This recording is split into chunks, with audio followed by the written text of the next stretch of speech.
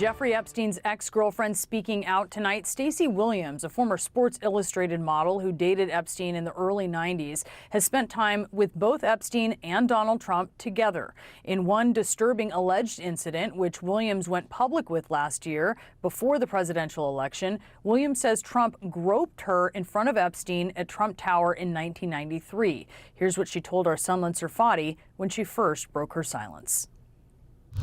The second he was in front of me, he pulled me into him, and his hands were just on me and didn't come off. Then the hands started moving, and they were on the, on the side of my breasts, on my hips, back down to my butt, back up, sort of. Then, they were just on me the whole time. And I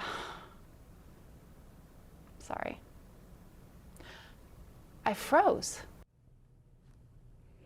Williams also claimed that Epstein and Trump looked at each other and smiled during the alleged incident, which Williams says she now believes was coordinated and, quote, some kind of weird, twisted game.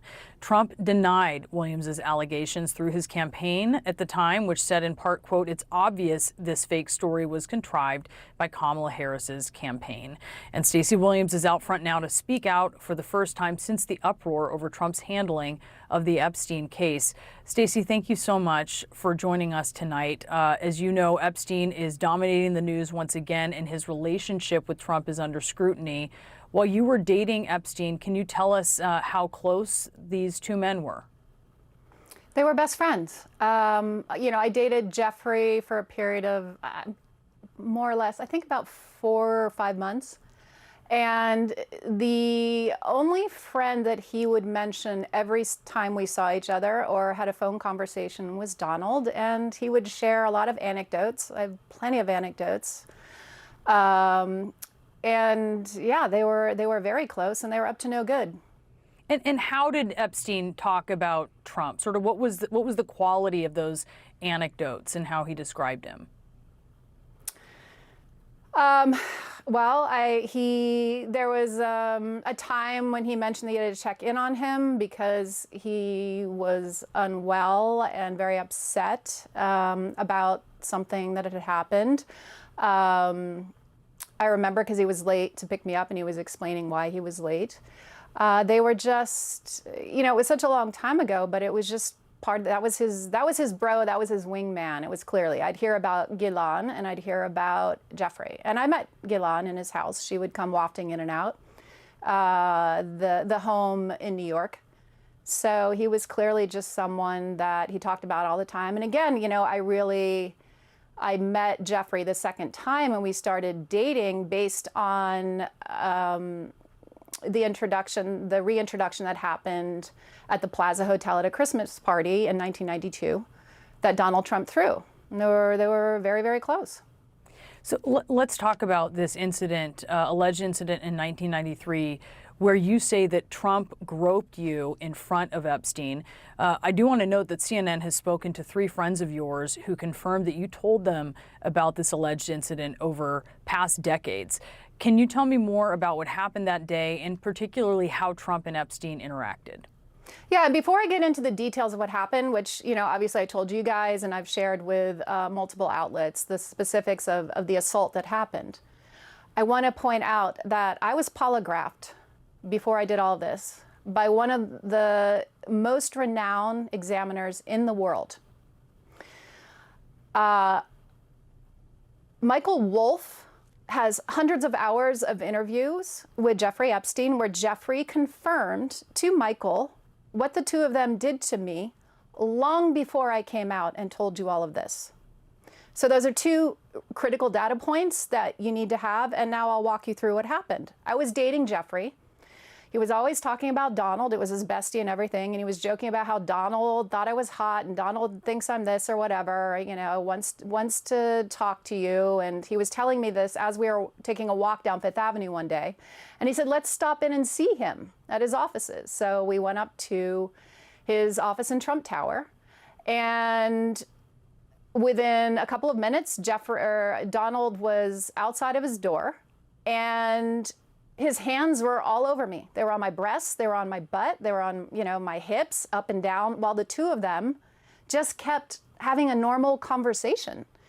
I don't remember exactly what was in the conversation. Again, this was, we're talking 90, this is 93 now. It was something about, it was irrelevant. It was like, oh, Stacey's career's on fire. She just did Sports Illustrated again, blah, blah, blah, blah, blah. And they were back and forth, smiling and grinning and carrying on a conversation while Donald ran his hands all over me.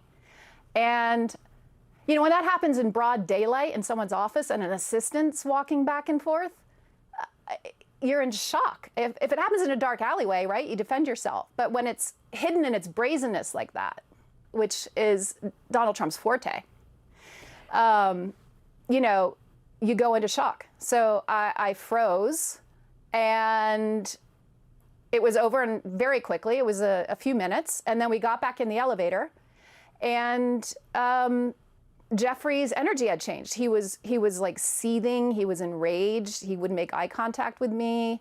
And then we got out on the street on Fifth Avenue, and he looked at me and he just started yelling at me, saying, "Why did you let him do that?" And he was so enraged. And then I remember thinking, like, why did I? I felt like I was coming back into my body at that moment, and I was confused. So that's the story of the assault.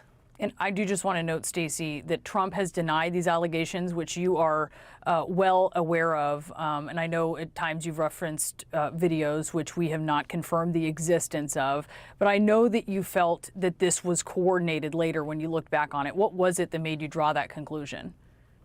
Well, I was sort of known in the industry for being somewhat combative with photographers who would expose themselves or do inappropriate things, or even guys who would touch or harass on the streets. And Jeffrey was aware of that. And I think he was excited. I think the gist in my mind, given what he knew and the way it played out, was, hey, I'm going to deliver this person to you who's actually not going to let you get away with what you do. And I did, because I froze. Like I said, when it's hidden in its brazenness like that, you freeze. And, he's a master of that. So, I mean, he talked about it, right? He talked about pussy grabbing on the Access Hollywood tape. And tonight, if you're aware, President Trump has filed this libel lawsuit against the Wall Street Journal over its reporting that there was this note bearing Trump's name as a signature and an outline of a naked woman that was included in a 50th birthday album for Epstein in 2003, a note that also depicted an imaginary conversation between the two men. And part of it reads, quote, Donald saying, "We have certain things in common, Jeffrey. Jeffrey, yes, we do. Come to think of it, Donald, enigmas never age. Have you noticed that? Jeffrey, as a matter of fact, it was clear to me that the last time I saw you." And then finally, Donald, "A pal is a wonderful thing. Happy birthday, and may every day be another wonderful secret." Trump called that letter fake. He said it was out of character for him because he never wrote a picture or drew a picture in his life. Wrote a picture, I think he said. No, it's not his kind of language. Based on your time with both men, does that sound out of character to you? What, are you kidding me? I know what they were up to together. It happened to me. I was polygraphed. I have the post-assault postcard with a love note. So I have the receipts. Where are Donald Trump's receipts? Where are they? I know what they're up together, and I know what that means. It's very clear. It wasn't baking or fishing. Well, Stacey Williams, I really appreciate you taking the time to speak with us tonight. Thank you so much. Thank you.